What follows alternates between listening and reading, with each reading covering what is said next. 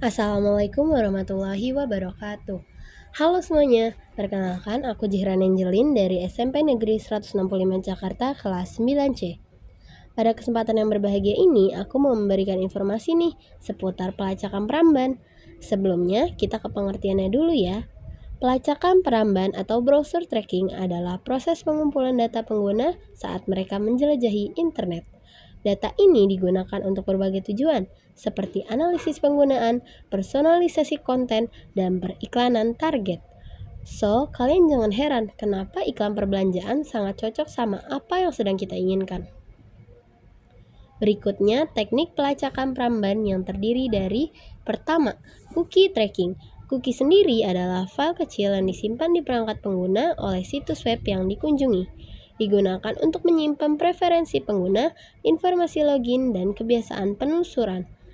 Jenis-jenis cookie ada first party cookies dan third party cookies. Kedua, fingerprinting. Fingerprinting adalah metode yang identifikasi perangkat berdasarkan atribut unik, seperti jenis dan versi browser, resolusi layar dan sistem operasi, font dan plugin yang diinstal, serta zona waktu dan bahasa. Ketiga, tracking pixel. Tracking pixel adalah gambar transparan yang berukuran sangat kecil atau 1x1 pixel yang disematkan di halaman web atau email.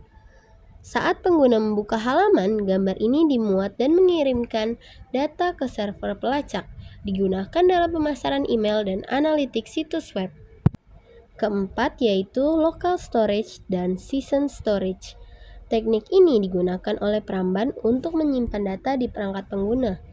Lain halnya dengan cookie, data ini tidak dikirim secara otomatis ke server setiap kali pengguna mengunjungi situs. Dapat digunakan untuk pelacakan jika situs web memanfaatkan secara strategis. Last but not least, super cookies dan ever cookies. Super cookies sendiri dapat disimpan di luar folder cookie standar, seperti di header HTTP atau change browser. Selanjutnya, ever cookies, yaitu dibuat ulang bahkan setelah pengguna menghapusnya dengan memanfaatkan berbagai lokasi penyimpanan data. Dampak positif dalam pelacakan peramban ada 1. Personalisasi pengalaman pengguna, misalnya rekomendasi produk yang relevan. 2. Iklan yang lebih sesuai dengan minat pengguna.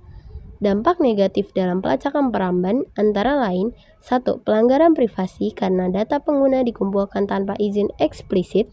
2. Penyalahgunaan data seperti dijual ke pihak ketiga tanpa sepengetahuan pengguna. Berikutnya, cara mencegah dari pelacakan peramban. 1. Menggunakan mode penyamaran incognito. Mode ini mencegah penyimpanan riwayat penelusuran, cookie, dan data lainnya setelah sesi ditutup. Kedua, menghapus cookie secara berkala. Menggunakan fitur bawaan browser atau ekstensi untuk menghapus cookie secara otomatis. Ketiga, menggunakan ekstensi anti pelacakan. Contoh ekstensi populer antara lain Privacy Badger, uBlock Origin, dan Ghostery. Keempat, memanfaatkan browser berorientasi privasi, browser seperti Brave, Tor, atau Firefox dengan Inche Tracking Protection menawarkan perlindungan lebih baik dari pelacakan. Kelima, menaktifkan JavaScript atau menggunakan script blokir. JavaScript seringkali digunakan untuk fingerprinting, sehingga menonaktifkannya dapat mengurangi pelacakan.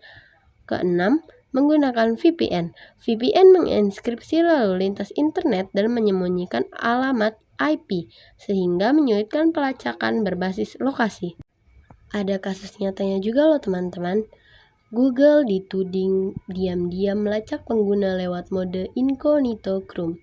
Pertengahan tahun lalu, 3 orang California, Amerika Serikat mengajukan gugatan class action terhadap Google. Mereka menuding peramban Google diam-diam melacak aktivitas pengguna browser Chrome meskipun dalam mode incognito alias samaran. Google pun harus menghadapi gugatan hukum yang menuntut ganti rugi sebesarnya 5 miliar dolar US atau sekitar 72 triliun rupiah. Demikian informasi yang aku berikan. Sekian dan sampai jumpa.